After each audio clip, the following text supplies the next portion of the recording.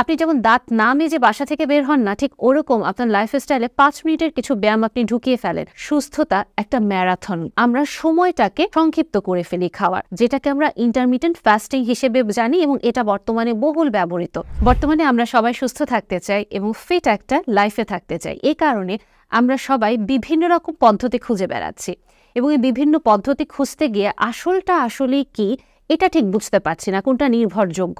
কারণ এত বেশি তথ্য চারিদিকে, কোনটা ঠিক বুঝে উঠতে পারি না এবং লাইফটাকে আমরা অযাচিতভাবে খুব কঠিন ভেবে ফেলি এবং এ কারণে আমরা 5 দিন 7 দিন পরে কোনো রকমভাবেই আর কোনো ডায়েট ফলো করতে পারি না, কোনো এক্সারসাইজ করতে পারি না। জিনিসটাকে যদি সহজভাবে আপনাদের জন্য বলি, দেখেন, ডায়েট করা আসলে এত কঠিন কোনো ব্যাপার না। আপনি আপনার যে দৈনন্দিন খাবার খাচ্ছেন এটা খেয়েই আপনি সিম্পল ডায়েট করতে পারেন। এবং এক্সারসাইজ জিনিসটাকেও যদি সহজভাবে ভেঙে বলি, আপনি যেমন দাঁত না মেজে বাসা থেকে বের হন না, ঠিক ওরকম আপনার লাইফস্টাইলে 5 মিনিটের কিছু ব্যায়াম আপনি ঢুকিয়ে ফেলেন সহজ করে, যেগুলো দেখে বা যেগুলো করে আপনি আস্তে আস্তে করে ফলাফলটা পাবেন। আপনাকে সবসময় মাথায় রাখতে হবে সুস্থতা একটা ম্যারাথন এবং এটা আপনি যদি ফিল করেন যেটা আমি স্প্রিন্ট রেসের মতো করে আমি খুব দ্রুত শেষ করে ফেলবো বা খুব দ্রুত অ্যাচিভ করে ফেলবো, এটা আপনি কখনোই পাবেন না। ম্যারাথনের জার্নিটাতে আপনাকে ধৈর্য ধরে লেগে থাকতে হবে আপনার মৃত্যুর আগ পর্যন্ত। কারণ 3 মাসে আপনি যখন গোলটা অ্যাচিভ করে ফেললেন, এরপর কি আপনি ওটা ছেড়ে দেবেন? ইচ্ছামতো সব কিছু খাওয়া শুরু করবেন, ব্যায়াম করা ছেড়ে দেবেন, 1 ঘন্টা ব্যায়াম করে 24 ঘন্টার ভিতরে বাকি 23 ঘন্টা বসে থাকবেন? তাহলে কিন্তু আপনি কোনো ফলাফলই পাবেন না। সো এই ম্যারাথন জার্নিটাকে আপনি কিভাবে আপনার জন্য সুন্দর করবেন এবং সহজ করবেন, সে ব্যাপারে আছে কিছু টিপস আপনাকে দিব।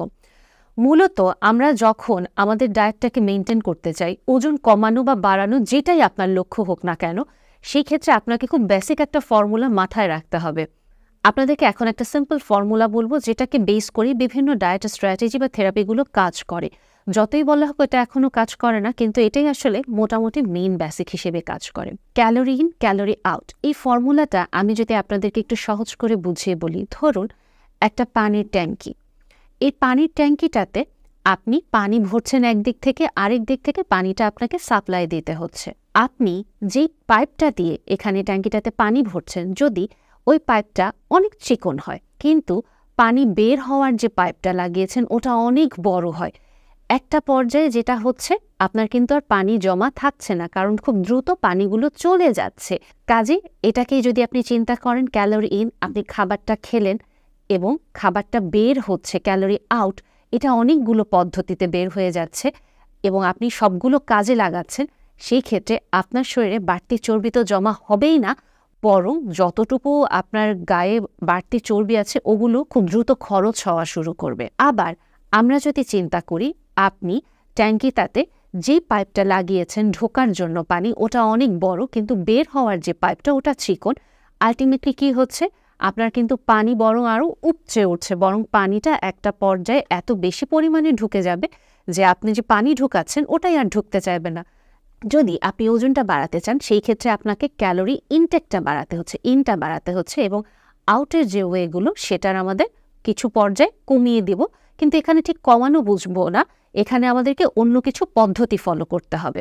তাহলে আপনি যদি ওজনটা মেনটেন করতে চান, তাহলে আপনাকে একইভাবে ট্যাঙ্কিতে পানি ঢোকা এবং বের হওয়ার যে পাইপ ওটা সমান পরিমাণে পুরুত্ব থাকতে হবে বা মোটা থাকতে হবে। তাহলে যেটা হবে, আপনি যতটুকু পানি ঢোকাচ্ছেন ঠিক অতটুকুই বের হয়ে যাচ্ছে, এক্সট্রা কিছু জমা হচ্ছে না। এখন একটা জিনিস খেয়াল করে দেখেন, এই ফর্মুলাটাকে ব্যবহার করে আমরা তো নর্মালি ক্যালোরি কাউন্ট করে একটা পদ্ধতি ব্যবহার করেই থাকি ডায়েট বলতে, এটাকে আমরা ক্যালোরি রেস্ট্রিক্টেড ডায়েট প্যাটার্ন বলি। আরও কিছু ডায়েট প্যাটার্ন আছে, যেমন আমরা টাইম রেস্ট্রিক্টেড ইটিং বলি। টাইম রেস্ট্রিক্টেড ইটিংয়ে যেটা হয়, আমরা কোনো ক্যালোরি কাউন্ট করছি না, আমরা যেটা করছি বেসিক্যালি আমরা সময়টাকে সংক্ষিপ্ত করে ফেলি খাওয়ার, যেটাকে আমরা ইন্টারমিটেন্ট ফাস্টিং হিসেবে জানি এবং এটা বর্তমানে বহুল ব্যবহৃত। যদিও এটা বহুল ব্যবহৃত, এটা সম্পর্কে আমি অনেক ভুল তথ্যই পাই আমার ক্লায়েন্টদের কাছ থেকে। সো এটা নিয়েও আমি পরবর্তীতে ভিডিওগুলোতে আস্তে আস্তে ক্লিয়ার করব।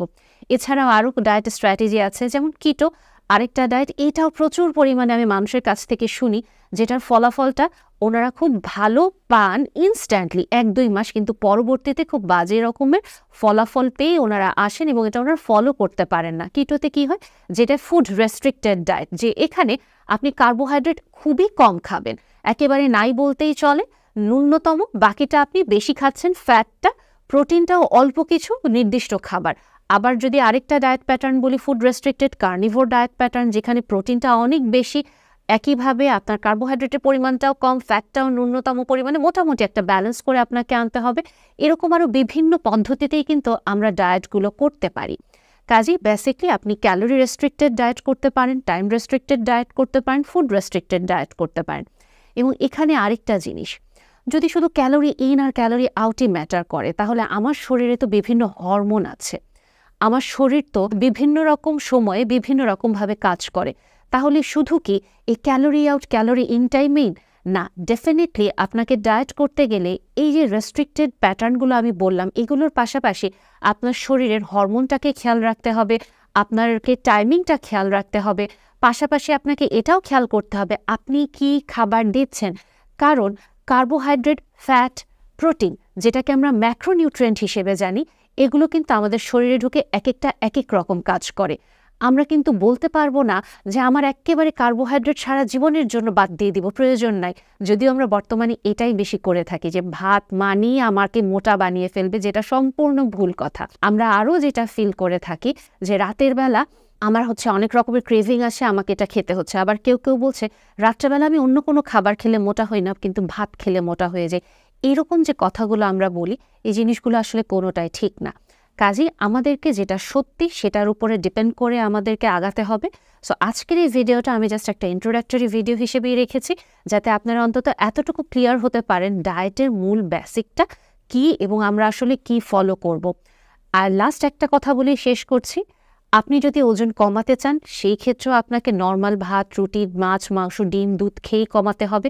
ওজন বাড়াতে চাইলেও নর্মাল ভাত, রুটি, মাছ, মাংস, ডিম, দুধ খেয়ে বাড়াতে হবে। সেই ক্ষেত্রে আপনাকে পরিমাণ পরিবর্তন করতে হবে, প্যাটার্ন পরিবর্তন করতে হবে।